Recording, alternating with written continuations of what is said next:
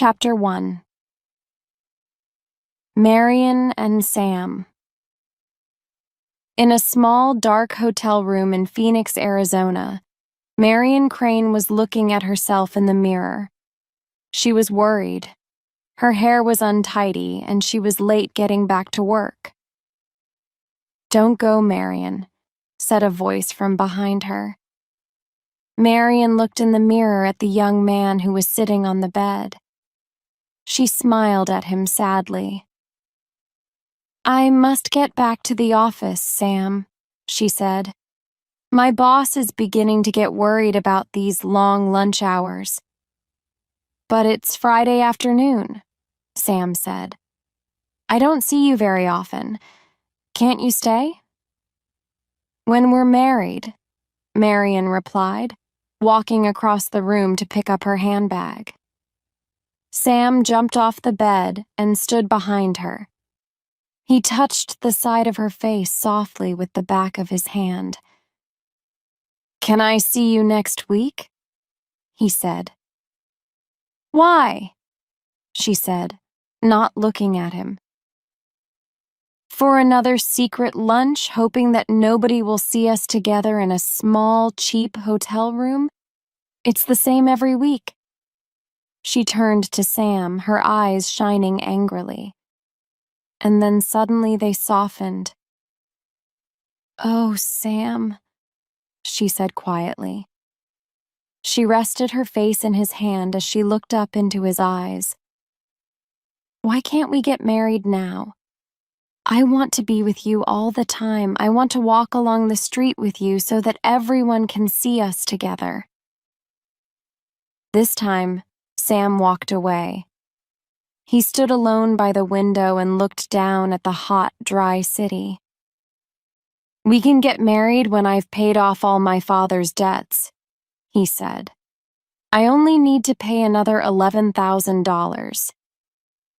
"And how long will that take?" 2 years, maybe 3.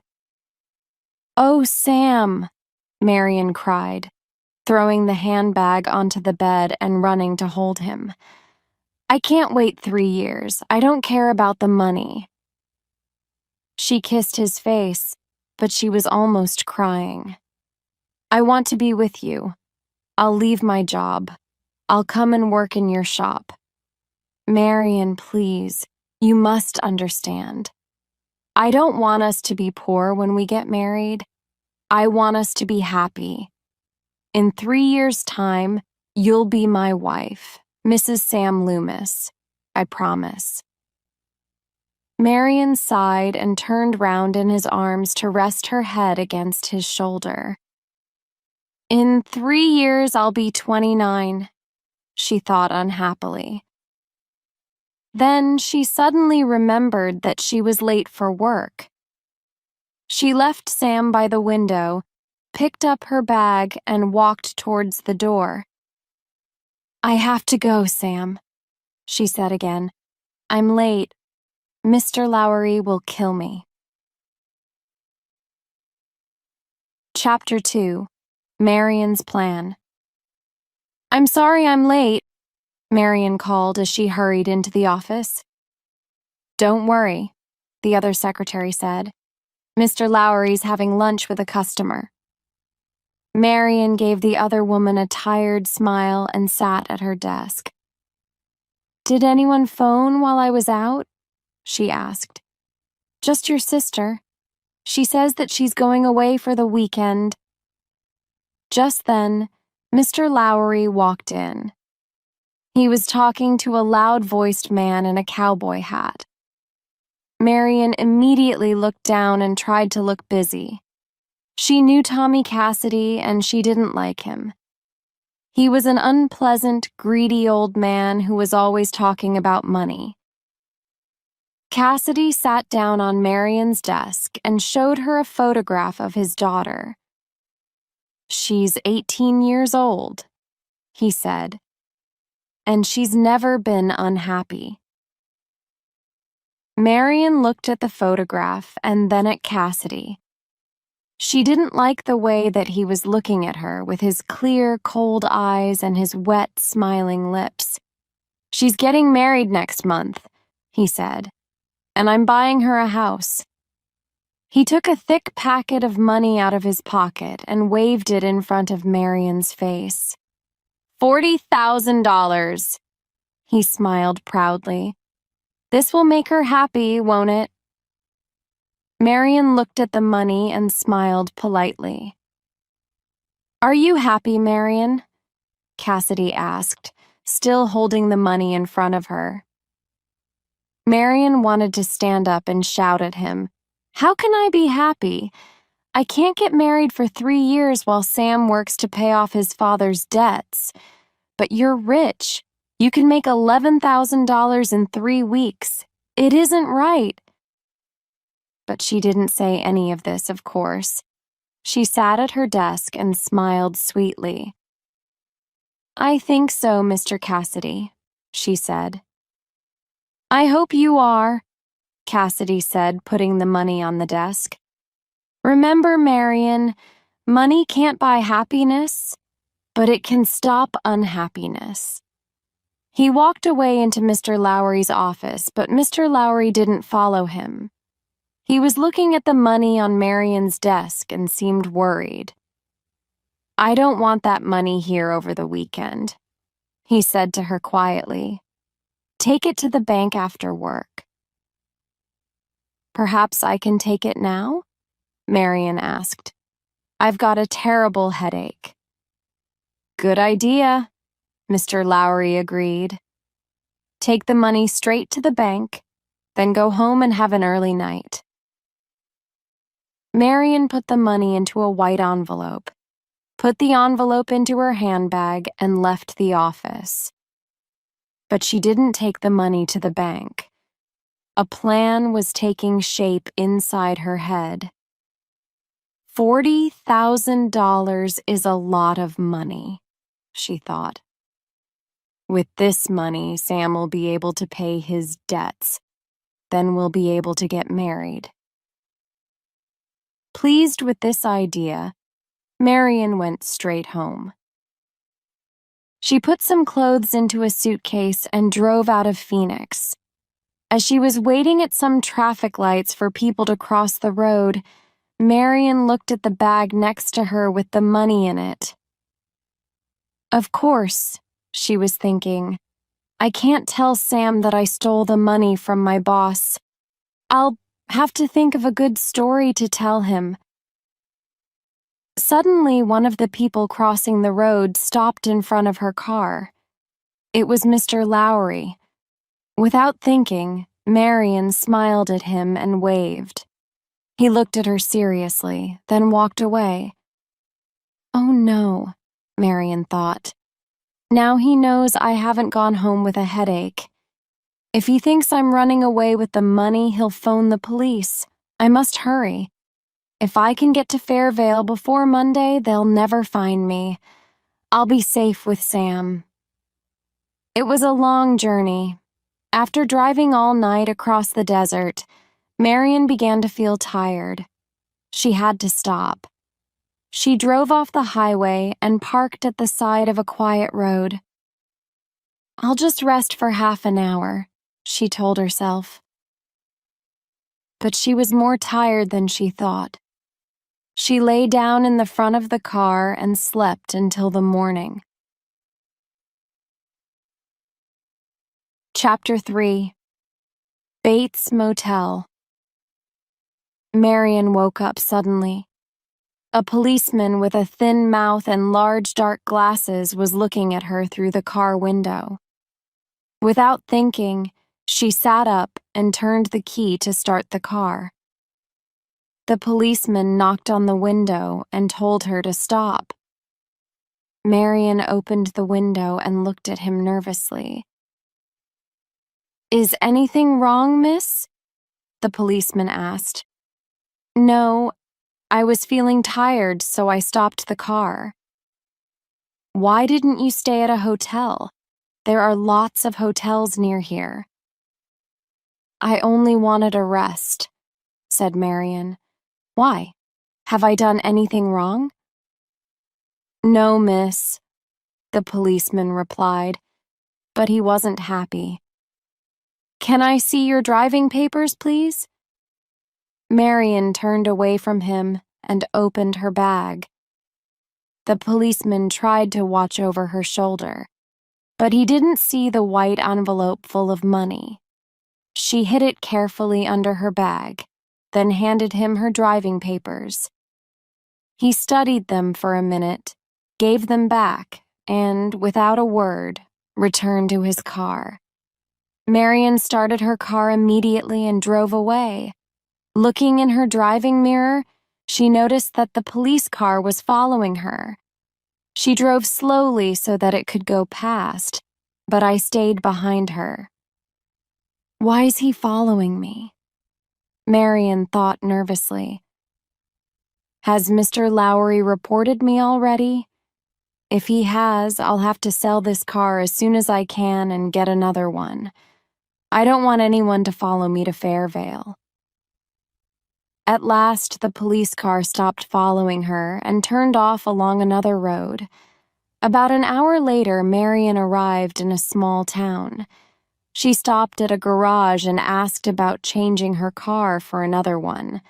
While the man from the garage was looking at her old car, Marion walked out into the street to buy a newspaper. Then she noticed the policeman with the dark glasses. He was standing by his car across the road watching her. Marion didn't look at him. She bought a newspaper and looked through it quickly. Good, she thought. There's nothing in the paper about me or the money. Nobody knows yet. That policeman doesn't know anything. He's just trying to frighten me. She went back to the garage and showed the man the car that she wanted. Don't you want to try it first? He asked. No, thank you, Marion replied. I'm in a hurry. How much will it cost? Your car and $700.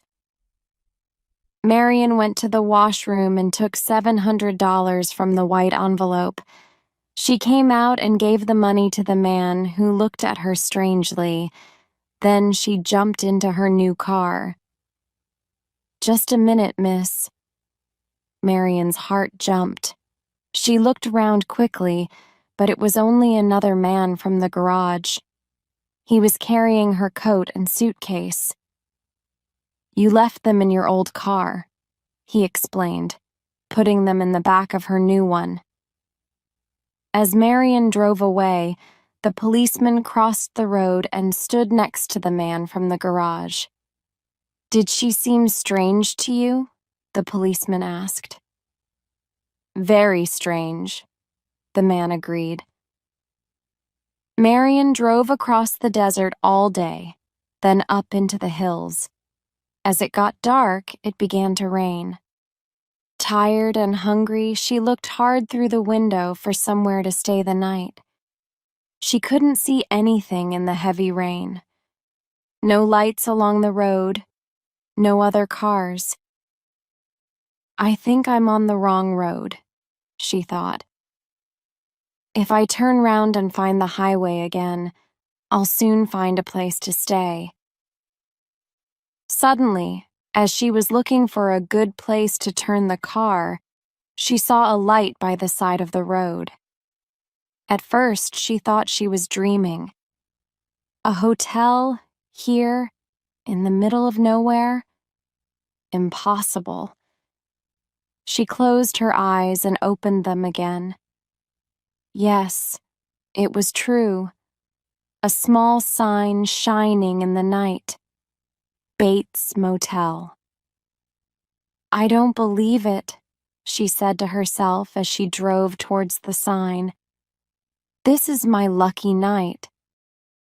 Chapter 4. Norman. There were no other cars outside the motel, and the office was empty. Marion stood outside the office and waited. Looking up, she saw a large old house on a hill behind the motel. On the first floor of the house, she could see a light in a window. There was a shadow moving behind the curtain. The shadow of a woman, Marian thought. She went back to her car and waited for someone to come. At last, through the darkness and the rain, she saw someone outside the house. It was a man, and he was running down the hill towards the motel. Marian got out of her car to meet him. He was a young man, tall and thin, with a friendly, boyish face. "I'm sorry I wasn't in the office," he smiled. "Do you have a room?" Marian asked. 12 rooms, all of them empty." The young man laughed. "You're wet. Come into the office." Inside the office, the young man watched her carefully as she wrote her name in the visitor's book. Not her real name, but Marie Samuels. Then he thought for a second before choosing a key from the small cupboard behind the desk. "Room 1?" he smiled. "It's next to this office." The young man carried Marian's suitcase from the car, and she followed him into her room. He turned on the light and opened the window. "It's small, but it's comfortable," he said. "And look, there's a shower in the bathroom." "Thank you, Mr. Bates." Marian smiled. "My name's Norman," he said. "If you want anything, I'll be in the office. I just want to sleep, but before that, I need to eat. There's a restaurant about 10 miles away outside Fairvale, but I was just thinking," he said, lowering his eyes with a shy smile. "It's a long way to Fairvale, and it's still raining. Maybe you'd like to have dinner with me instead. Nothing much. Just bread, milk, and cheese. But you can come up to my house with me if you like." "You're very kind," said Marian. Norman looked up, his eyes shining with excitement. "I'll be back when everything's ready, with an umbrella." Marian closed the door behind him and smiled for the first time in 24 hours. What an amusing young man, she thought, just like a little boy. But she was tired, and she had important things to think about. The money, for example. Marian looked round the room for somewhere to hide it. There wasn't much furniture. She decided to put the envelope inside her newspaper and leave it next to the bed. While she was doing this, she heard a loud voice. It came from the big house on the hill. She went to the window and listened. It was the angry voice of an old woman. "No, you can't bring strange young girls up to this house." "Mother, please," Norman replied. "First, you bring them up to the house. Then what? Music after dinner? Holding hands and kissing? Mother, she's just a stranger. She's hungry and it's raining. She's not having food with my son in this house. Do you understand, boy? Are you going to tell her, or shall I come down and tell her?" "Shut up!" Norman cried. "Shut up!" Then everything was silent. Chapter 5. Mad Things. Marian heard the front door of the big house as it closed. Moments later, she left her room and met Norman, who was standing nervously outside her door. "I made trouble for you, I'm sorry," Marian said. "No, it's my mother, that's all. She isn't well today. I'm sorry. I can't take you to the house. I've taken the food into my office. Would you like to come in there?" Marian followed Norman into a small room behind his office. It was a strange room, full of old clocks and stuffed birds. Norman watched her quietly as she began to eat. then said, "You eat like a bird. Do you know a lot about birds?" "I don't know much about them. I just like stuffing them." "That's a strange thing to do," said Marion. "I enjoy it." "Is your time so empty?" "No, I'm very busy. I do everything in the office. I clean the rooms. I look after my mother." "Have you got any friends?" Norman looked surprised at this question. "A boy's best friend is his mother." Marion looked at her bread and cheese. She couldn't think of anything to say. The room was quiet, just the sound of the clocks. "It stopped raining," Norman said. Marion smiled politely and continued eating. "Where are you going?" Norman tried to start the conversation again. "Somewhere nice," said Marion. "What are you pinning away from?" This time, Marion was surprised. "Why do you ask that?" "Oh, people are always trying to run away from something," Norman replied. "But people can never really run away, can they? Sometimes when my mother talks to me like that, I want to run away. But I know I can't. She's ill." "She didn't seem ill to me," said Marion. "I mean, ill in the head," said Norman. "My father died when I was 5. She was alone with me. Then a few years ago, my mother met this man. She loved him. I think she loved him more than she loved me." Norman's eyes darkened as he looked past Marion at the wall. "When he died," Norman said slowly, "and the way that he died, that's why my mother became ill." Marion felt sorry for Norman then. He was like a lost child, spending all his life in a small motel with his mad mother. "Why don't you leave here?" she asked him. "If you love someone, you don't leave them." "Then why not put her somewhere like a hospital, you mean?" Norman looked at Marion angrily. "A hospital for mad people?" "I'm sorry. I didn't want to be rude." "My mother isn't mad," Norman said, his eyes still burning. Then suddenly, without warning, he became calm again. He smiled. "I know," he said in a soft voice. "I just hate thinking about it. My mother really isn't dangerous. She doesn't hurt anyone. She just does mad things sometimes. We all do mad things sometimes, don't we?" His eyes met Marion's, and he seemed to look straight into her heart. "Don't you do mad things too sometimes?"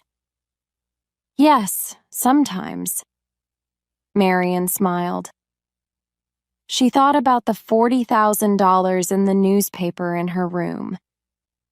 She did a mad thing yesterday afternoon when she put Tommy Cassidy's money in her handbag and ran away with it. "I must take it back," she thought.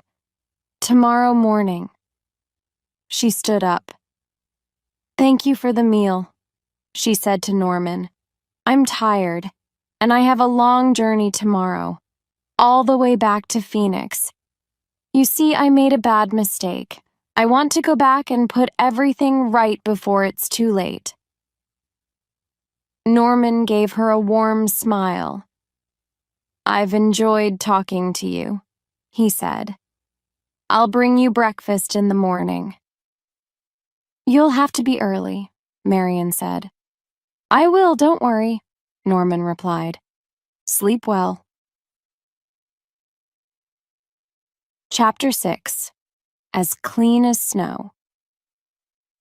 Marion went into her room and sat on the bed. Yes, it was a stupid idea to steal that money, she thought. It was like a bad dream. Now, after talking to that strange, sweet young man, she was awake again. I'll take the money to the bank first thing on Monday morning, she thought. Nobody will know what I've done. Everything will be all right. She stood up. She suddenly felt very strong and happy. She felt wonderful. After I have a shower, I'll feel perfect, she thought. I'll be as clean as snow. She took off her blouse, her skirt and shoes, and threw them onto the bed. She didn't realize that someone was watching her. There was a hole in the veil between Marion's room and the one behind Norman's office. Norman was looking through the hole, watching Marion as she undressed. Before going into the shower, Marion suddenly thought of something. She sat down at a small desk and wrote some numbers on a piece of paper. I spent $700 of that money today, she thought. I must try to pay that back, but that isn't important now. I'm too tired to think about money. I want a shower.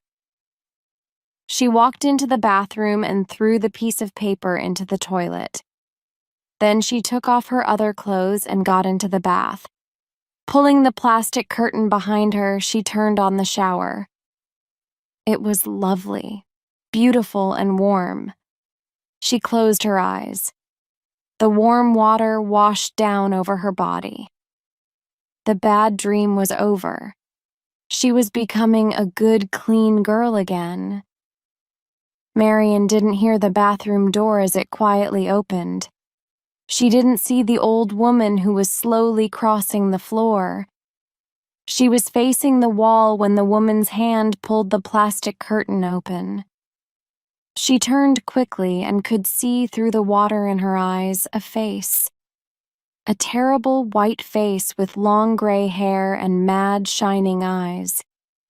And above the woman's head, in her hand, there was a large silver knife. Marion screamed. The woman laughed and brought the knife straight down into her neck. Marion went on screaming as the knife cut into her arms, her throat, her stomach.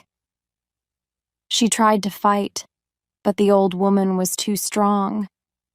The knife cut deeply into her body again and again and again.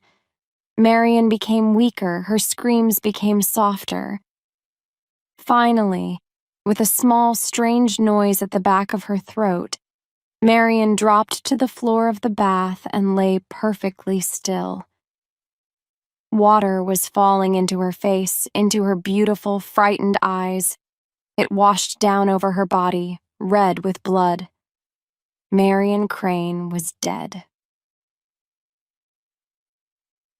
Chapter 7. The Swamp. Norman felt sick when he saw the blood on his mother's clothes. "Mother! Oh God, Mother!" he cried. "Blood! Blood!" He ran down the stairs from his mother's bedroom, out of the house and down the hill to the motel. He couldn't believe it. His mother a killer? It wasn't true. But when he finally ran into the girl's room, he saw that it was true. The girl was lying in the bath with her eyes still open, dead. And his mother was the killer. He stood outside the bathroom, feeling sick and afraid. He tried to think, but he didn't know what to do. He thought about calling the police, but then stopped. He mustn't call them. Not now. Because his mother wasn't really a killer. She was sick. You were not a real killer if you were sick in the head. No, he must stop people from knowing. He had time. The girl was alone. Nobody knew she was there. The best thing to do was to throw away the body. But how? Then Norman had an idea. He turned off the bedroom light and the shower in the bathroom. Then he took the plastic curtain from the shower and opened it out on the bedroom floor. Next, he took Marion's body out of the bath and pulled her slowly onto the plastic curtain. After washing the blood from the floor and walls in the bathroom, he picked the body up inside the plastic curtain and carried it out to her car. He went back to the bedroom and put everything that belonged to the girl inside the suitcase. He put that into the car with the body. He looked around the room one last time. He saw the newspaper next to the bed, picked it up, and, not knowing about the money inside it, he threw that into the car too. Then he got into the car and drove away towards a swamp not far from the motel. When he arrived, he got out of the car and pushed it into the swamp. He watched nervously as it slowly went down. It took a long time, but finally it disappeared. Norman smiled. Mother's safe now, he thought. Nobody will ever learn what happened to the girl. Chapter 8. Lila. 1 week later, Sam Loomis was sitting in the office at the back of his shop, writing a letter to Marion. "Since I saw you last Friday afternoon," he wrote, "I've thought a lot about the things that you said. You're right. The money doesn't matter. I want to marry you now." While he was writing, Bob Summerfield, the young man who worked in the shop, called to him, "Sam, a young woman wants to see you." Sam walked into the shop and saw a pretty young woman with fair hair and a small suitcase. "I'm Lila, Marion's sister," she said without smiling. "Is she here?" "Of course not," Sam replied. "Is something wrong?" "I haven't seen her since last Friday," Lila said, her voice beginning to shake. "She left home without saying anything. She hasn't even phoned me. Look, if she's here, I want to talk to her. She's in bad trouble." She began to cry. Sam told Bob to leave the shop, then turned to Lila. "Tell me," he said softly. "What are you talking about? What kind of trouble is she in?" "Yes," said a flat, unfriendly voice from the door behind them. "Let's all talk about Marion." Sam and Lila both turned to see who was talking. A short man with a hat low over his eyes walked slowly into the shop. He was carrying a raincoat over his arm. "My name's Arbogast," he said, showing them a card. "I'm a detective, but I'm not with the police." He looked hard at Lila and said, "Now, Miss Crane, where's Marion?" "Why do you want to know?" said Sam. $40,000, Arbogast replied. "I don't understand." "Your girlfriend stole $40,000. Sam looked at Lila. "Is this true?" Lila explained everything. She spoke in a cold voice. She believed that Sam was hiding Marion somewhere. But when she finished, her voice softened. "Listen, Sam," she said. "Her boss doesn't want to call the police. He just wants his money back. If she's here—" "She isn't," Sam said quickly. "Miss Crane, can I ask you a question?" said Arbogast.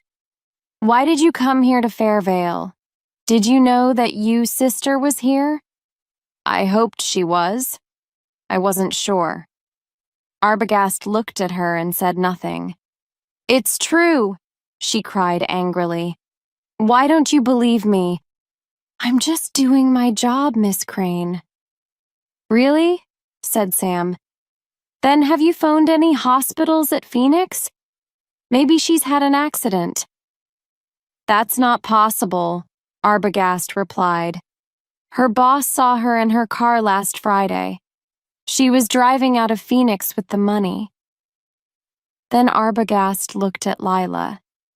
He gave her a warm, friendly smile to show that he finally believed her. I think she's here, Ms. Crane, he said. Maybe not here with her boyfriend, but she's somewhere near Fairvale. I can feel it. Don't worry, he said, touching his hat and walking towards the door. I'll find her. Chapter 9. A Few Questions. The next day, Arbogast visited all the hotels near Fairvale. He showed everyone a picture of Marion. Have you seen this girl? He asked them. The answer was always no.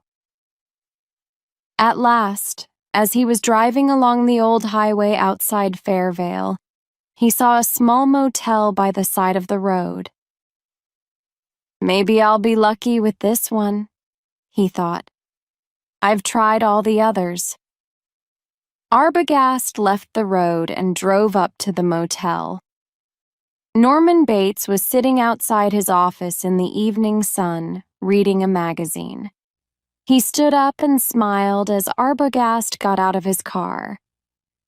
I almost missed you, Arbogast said. I forgot to turn on the sign, Norman replied.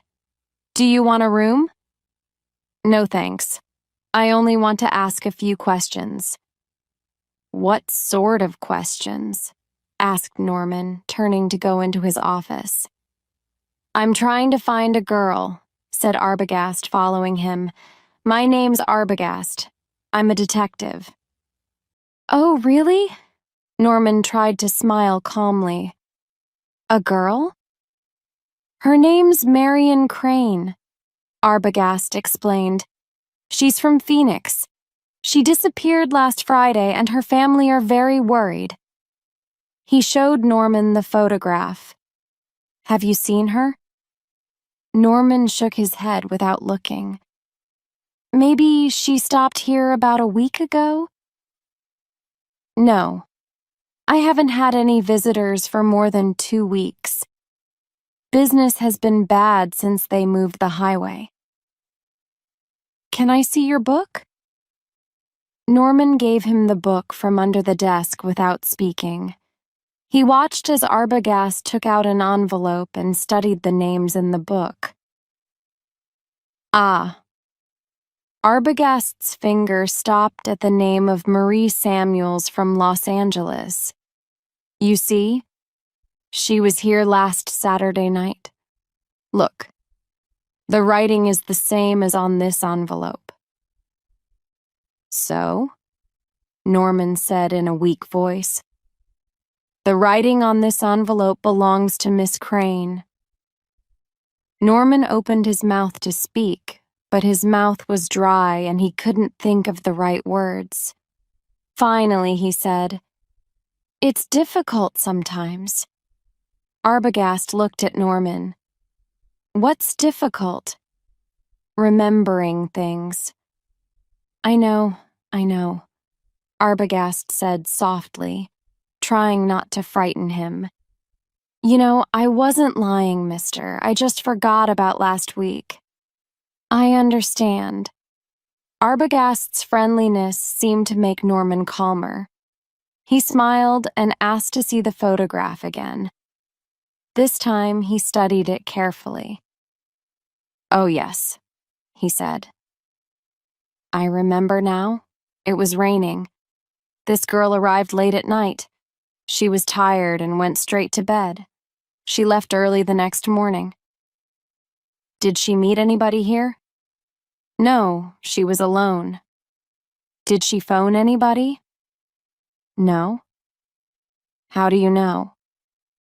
Norman shut his eyes. It was happening again. His face was burning and he couldn't think of an answer. Finally, he said, She was tired. She said she wanted to go straight to bed because she had a long journey the next morning. And now, Mr. Arbogast, I'm very busy. I have to go. One more question, please, Arbogast said as Norman began to walk away. Is she still here? No, she isn't. I told you before. If you don't believe me, I'll show you all the rooms. No, that's all right. Arbogast smiled. He followed Norman outside. It was dark now. He looked up at the house on the hill and noticed a light in a window. Is anyone at home? He asked as Norman was walking away. Norman turned round and smiled. No. But there's someone sitting by that window. Arbogast pointed at the house. Oh, that's my mother. She's ill. Arbogast looked hard at Norman for a moment, then said, Did that girl offer you a lot of money? What do you mean? To hide her here, maybe? Look, mister, if you think I kidnapped her or something. I'm not saying that, but perhaps she offered you money and asked you not to tell anyone. Maybe she told you some stupid story, Mr. Arbogast. I'm not stupid, Norman said. No, of course you're not. But sometimes it's just too easy to believe a pretty girl. Even if I'm stupid, my mother isn't. Norman was getting excited again. My mother didn't believe anything she said. So your mother met her? Arbogast looked surprised. Can I meet your mother too? I'd like to talk to her. No, you can't, I told you. She's sick. Arbogast wanted to talk to the mother, but there was something strong and icy about Norman now. He decided not to push him. I'll come back later, he thought. After I've phoned the girl's sister and told her what I know. Chapter 10. Shadow Behind the Curtain. After phoning Lila with the news of his conversation with Norman Bates, Arbogast drove back to the motel. There was a light in the office, and the sign was now on, but he couldn't find Norman anywhere. Looking up at the old house, he could still see the old woman by the window. He could see her shadow behind the curtain. I'll have to go and speak to her without her son's help, he thought. After climbing the hill, Arbogast found that the front door was open. He walked inside, took his hat off, and waited for a few seconds. Everything was quiet. He looked at the mirror, the flowers on the wallpaper, the old pictures on the wall. Feeling sure that the son was busy somewhere, he decided to go upstairs and talk to the mother alone. He walked up the stairs very slowly. He didn't want to make a noise, and, if he was honest, he felt a little afraid. With its old furniture and silent rooms, this house was very strange. At the top of the stairs, Arbogast heard the sound of the bedroom door. He turned round and saw the old woman. She was running straight towards him, with her long dress, white face, and cold, mad eyes. He was too surprised to move. He saw the large silver knife above her head, and he tried to lift his hands, but he was too late. The knife cut his face open from the top of his head, through his left eye, to the corner of his mouth. He fell back down the stairs and lay very still. He couldn't move his arms or legs, but he could lift his head. With his one good eye, he looked up the stairs. The old woman was flying down towards him, the silver knife in her hand, screaming like an animal. The last thing that he ever saw was the terrible white face above him as she brought the knife down straight into his heart. Chapter 11. A Visit to the Sheriff. Sam and Lila sat in the room behind the shop, waiting for 𝐒𝐵𝐵𝐺𝐻 to return. "It's over an hour," said Lila. "Why isn't he back yet?" "Maybe he found something important." Lila pushed back her chair and stood up. "He's more than an hour late. He hasn't even called. I'm going to the old highway. I know he's found something. Are you coming with me?" Sam stood up with a sigh. "I'll go. You stay here," he said. "Somebody must be here if 𝐒𝐵𝐵𝐺𝐻 comes back." The motel was dark and empty when Sam arrived. He called 𝐒𝐵𝐵𝐺𝐻's name several times, but nobody answered. He looked up at the big house behind the motel and saw somebody at the window. "I guess that's the mother," he thought. The old woman that 𝐒𝐵𝐵𝐺𝐻 wanted to speak to. He climbed the hill and tried the door. Again, no answer. Sam drove back to Fairvale. "There's nobody at the motel," he told Lila. "No 𝐒𝐵𝐵𝐺𝐻, no Bates, just a sick old woman who couldn't answer the door." "I'm worried," Lila said. "Something's wrong." "I agree," said Sam. "We have to tell the police. Let's visit Judge Chambers. He's the sheriff of this town. He'll be able to help us." The sheriff and his wife had to get out of bed to answer the door. It was late, but they asked Sam and Lila to come in. They listened while Sam told them about Marion and 𝐒𝐵𝐵𝐺𝐻. 𝐒𝐵𝐵𝐺𝐻 phoned us to say that he wanted to go back to the motel. He wanted to speak to Mrs. Bates, said Sam. "But that was 3 hours ago." "I didn't know that Norman had a wife," said Mrs. Chambers, surprised. "No," Sam explained. "It's an old woman, his mother." The sheriff thought for a minute, then asked Lila, "When did your sister disappear?" "She left Phoenix a week ago." "How did you know that she came here?" "She came to see me," Sam explained. "And she didn't say anything to you?" The sheriff was still looking at Lila. "No, she just ran away." "From what?" Nobody spoke for a moment. Then Lila said quietly, "She stole some money." "A lot?" $40,000. "Why didn't you tell the police before?"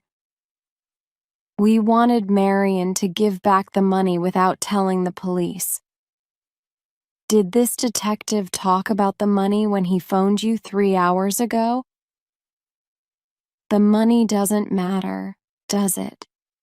Lila cried unhappily. "I just want to find my sister." The sheriff sighed and tried to look friendly. "What can I do?"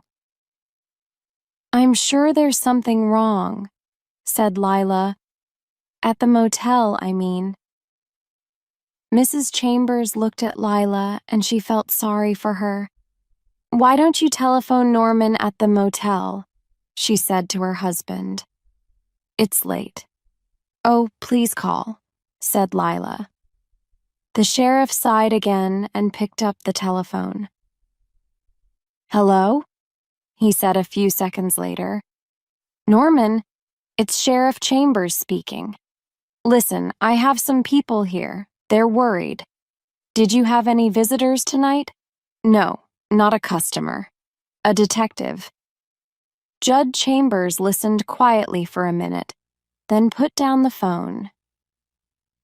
"Yes," he said, turning to Sam and Lila. "The detective was there tonight. Norman told him about the girl. The detective said thank you and left." "Without seeing Mr. Bates's mother?" Lila asked. The sheriff looked Lila straight in the eye. Norman's mother died 10 years ago, he said. She killed her lover, then she killed herself. It was in all the newspapers. Norman found them dead together in bed. But that isn't true. I saw her, Sam cried. Yes, Lila agreed. 𝐒𝐵𝐽𝐽𝐻 saw her too. Judd Chambers replied, looking at his wife. Very strange. If Norman's mother is still alive, who was the woman who killed herself 10 years ago? Norman Bates put down the phone after speaking to Sheriff Chambers. The police will be here soon, he thought. I must hide Mother before they come. He ran out of the office, up the hill to the old house, and climbed the stairs to his mother's room. Mother, I have something to say, he said. The old woman laughed. You're a stupid boy telling me what to do. Mother, it's important. No, I will not hide in the fruit cellar. I'm staying here. This is my room and no one will ever take me away. They'll come for you, Mother, Norman tried to explain. That man came after the girl. Now someone will come after him. Mother, please, just for a few days, so that they won't find you. A few days in that ugly old cellar? No. You hid me there once before. I'll never go there again. Now go away. But Norman wasn't listening. He picked his mother off the bed and carried her out of the bedroom, down the stairs, and into the fruit cellar. Chapter 12, Room 1. The next day, Sunday morning, Sam and Lila met Judd Chambers and his wife as they were coming out of church. Do you want to go to the motel with us? Lila asked. I went before breakfast, said the sheriff. What did Mr. Bates say about my sister? The same as he told your detective? I promise you, Miss Crane, Norman Bates is alone at the motel. I looked everywhere.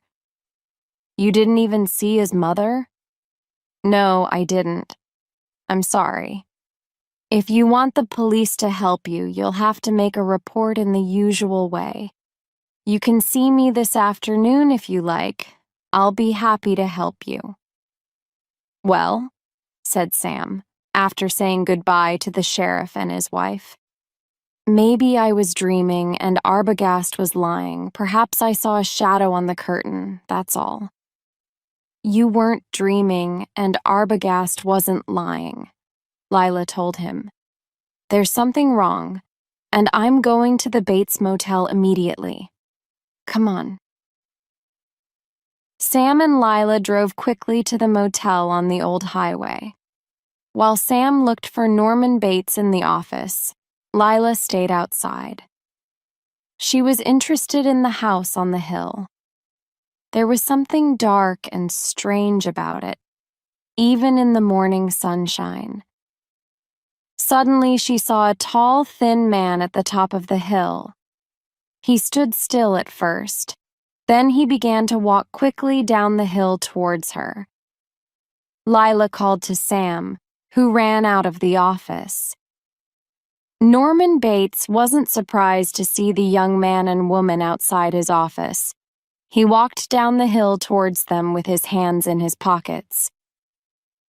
Do you want a room? He asked them pleasantly. Yes, please, said Sam. Then follow me. Norman smiled, walking past them into his office. Is room 10 okay? He asked, taking the key from the small cupboard on the wall behind the desk. I'd like to write my name in the book first, said Sam. Okay.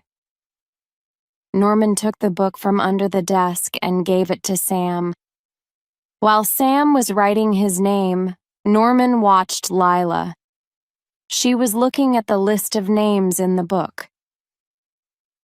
I know who you are, Norman thought. You're looking for the man who came yesterday. Well, you can look. You won't find anything. I've hidden everything. And you'll never find my mother in the cellar. But I mustn't make any mistakes. I must be careful. He took the book and pen from Sam. Thank you. He smiled. Now I'll get your bags. We haven't got any. Okay, I'll show you to your room. Don't worry, said Sam, taking the key. We'll find it. When Sam and Lila were alone in their room, Lila sat on the bed and began to cry. I know something terrible has happened to Marion, she said. Seeing that old house on the hill, the way that man kept looking at us, I can feel it.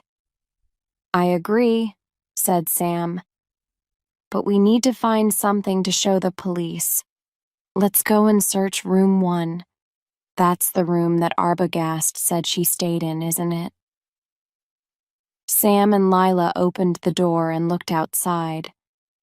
They couldn't see anyone. Hoping that nobody was watching them, they hurried nervously back, past the other rooms to room 1. They searched everywhere for some information about Marion. Something to show that Bates knew where the money was, perhaps. They found nothing in the bedroom, so they went into the bathroom. That's interesting, Sam said. No shower curtain. Suddenly, Lila noticed something. Look, she said, picking a small piece of paper out of the toilet. It was wet, but she could still read something on it. It's a number, 40,000. She looked at Sam. This shows us that Marion was here. We know that already, said Sam. You don't understand. It shows us that Bates knew about the money. Okay, I'll talk to him, Sam said, and walked towards the door. But Lila stopped him. No, she said. Let's talk to that old woman in the house. She told 𝐒𝐵𝐺𝐻𝐿 something, and I want her to tell me the same thing. You find Bates and talk to him. I'm going to talk to his mother. Sam wasn't happy about Lila's plan, but he agreed. Opening the door, he looked out.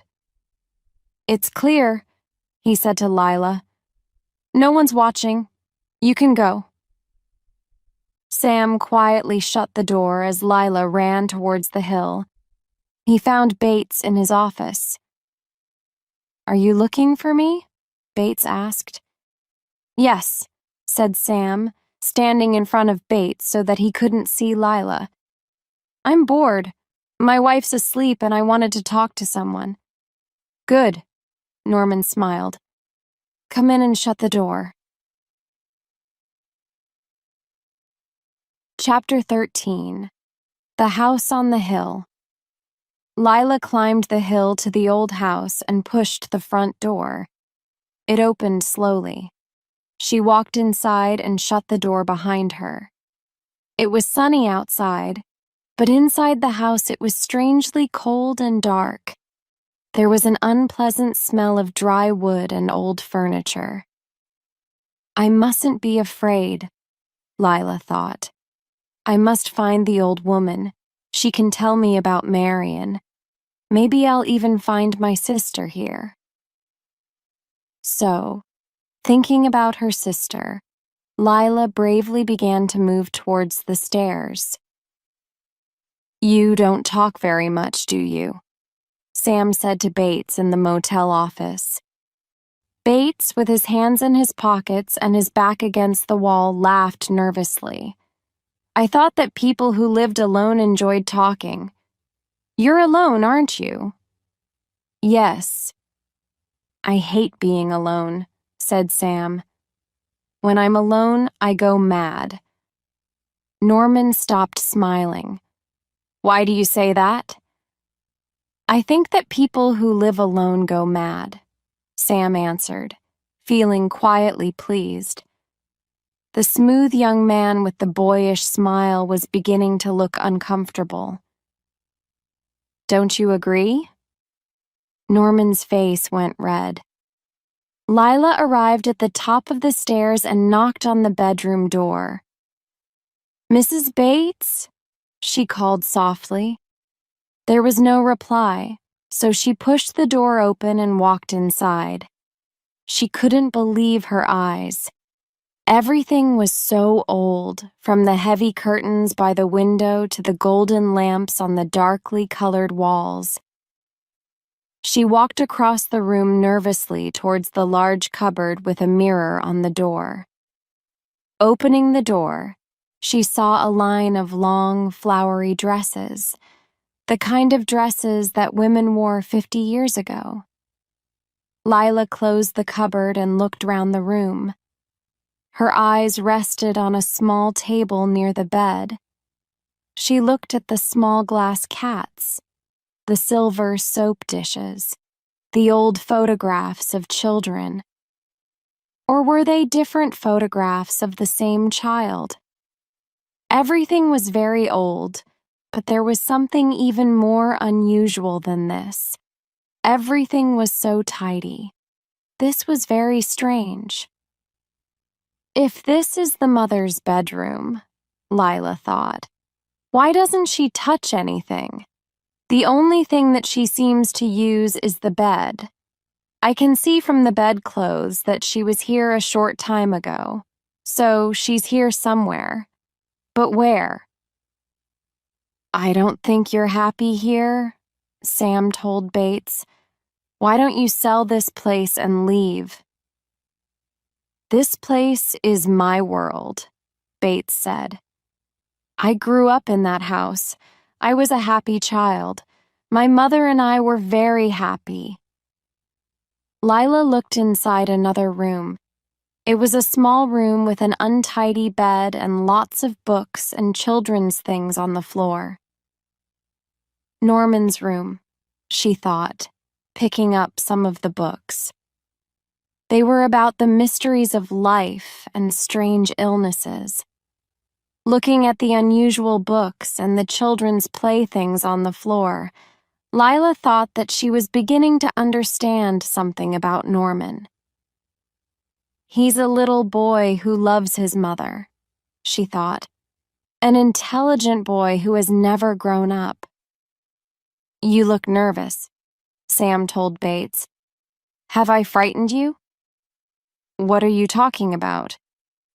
"I've said something about your mother, and you look afraid. How are you going to do it?" "Do what?" "Buy a new motel. You won't have to hide your mother if you go to another town." Norman's eyes became cold and narrow. He hated this man and wanted him to go. "Where will you get the money?" Sam continued. "Or do you already have the money? $40,000, perhaps?" Bates walked into the room behind the office, and Sam followed him. "Your mother knows about the money, doesn't she?" Sam said. "She knows what you did to get it, and I think she'll tell us." Bates turned round, his eyes burning, his heart racing. "I know why you're here," he shouted.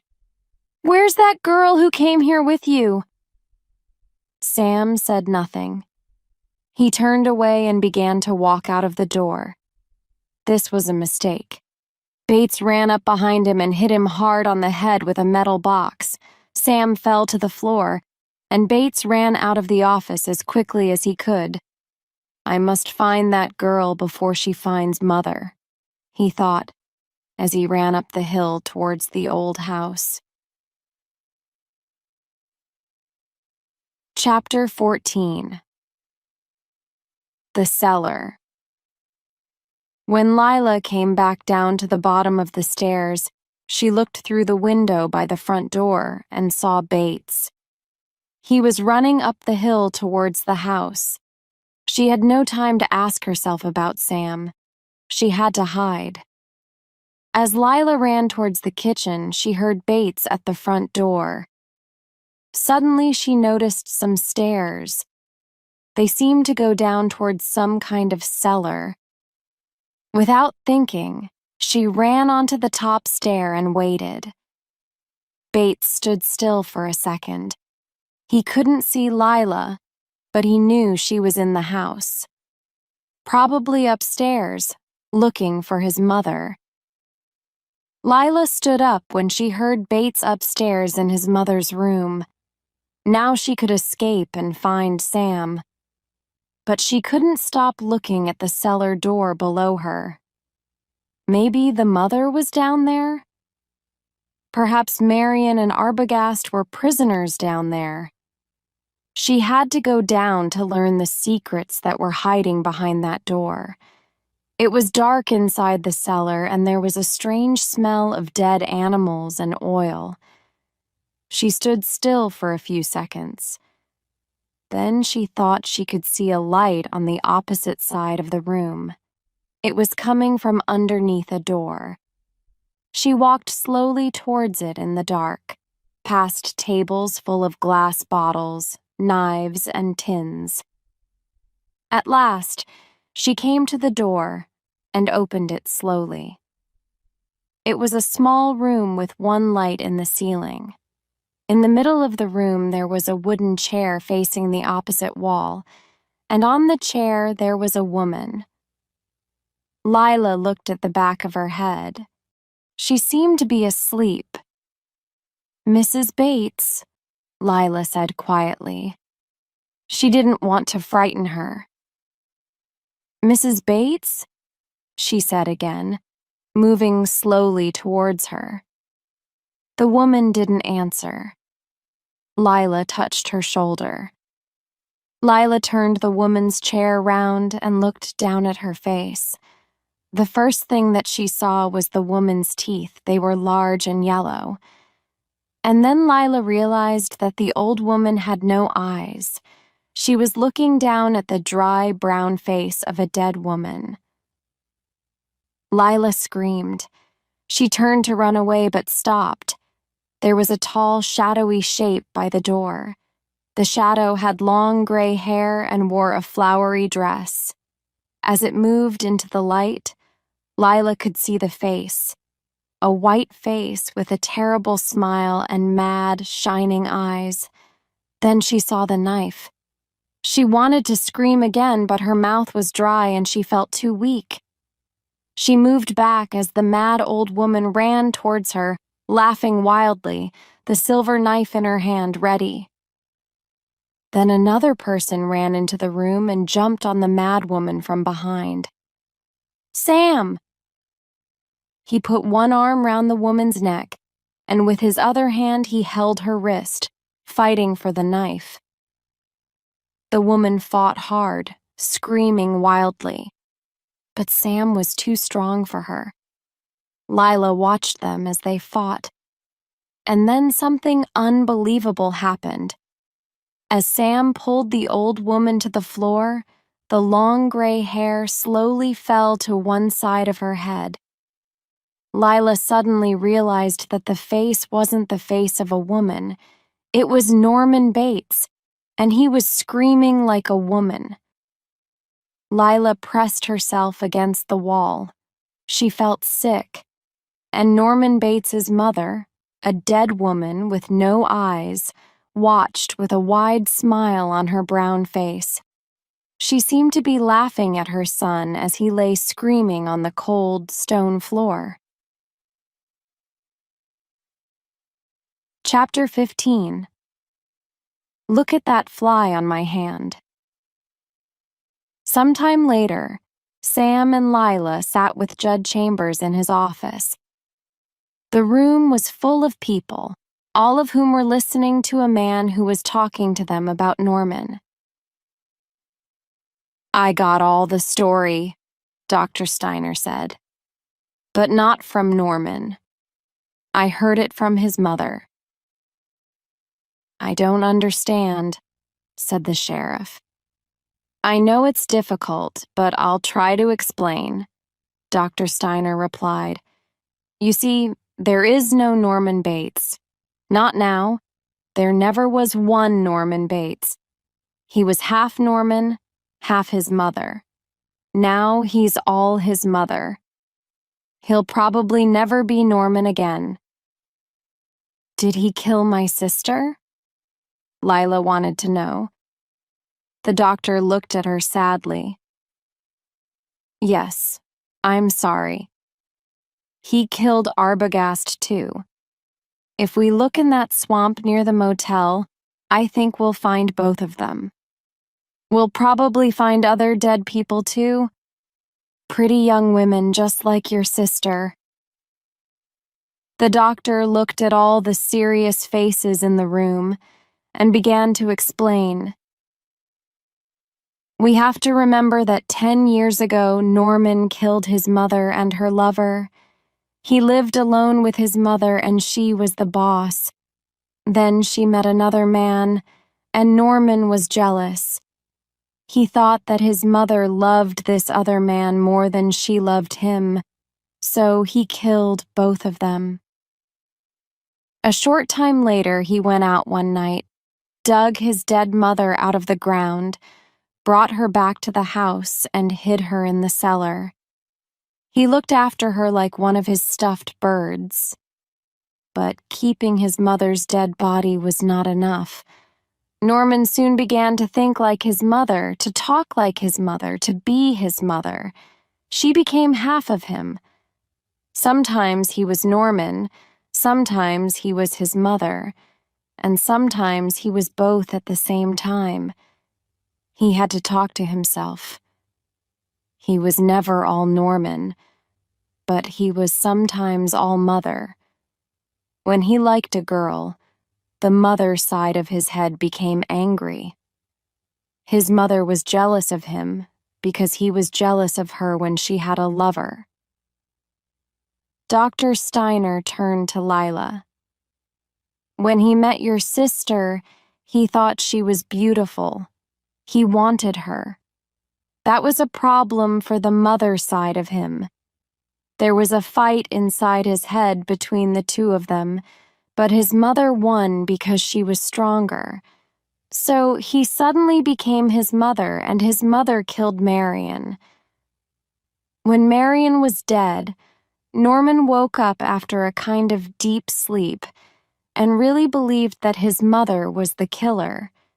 He put your sister's body in the swamp because he loved his mother and wanted to save her from the police. When danger came too near, Norman put on his mother's clothes. He walked round the house, sat in her chair by the window and talked in her voice. He tried to be his mother, and now he is. The fight inside Norman's head is finished. The stronger person has won. He is now his mother. And what about the money? Said Judd Chambers. Who got that? The swamp, Dr. Steiner replied. Somewhere in the same building, 2 policemen were standing guard outside a door.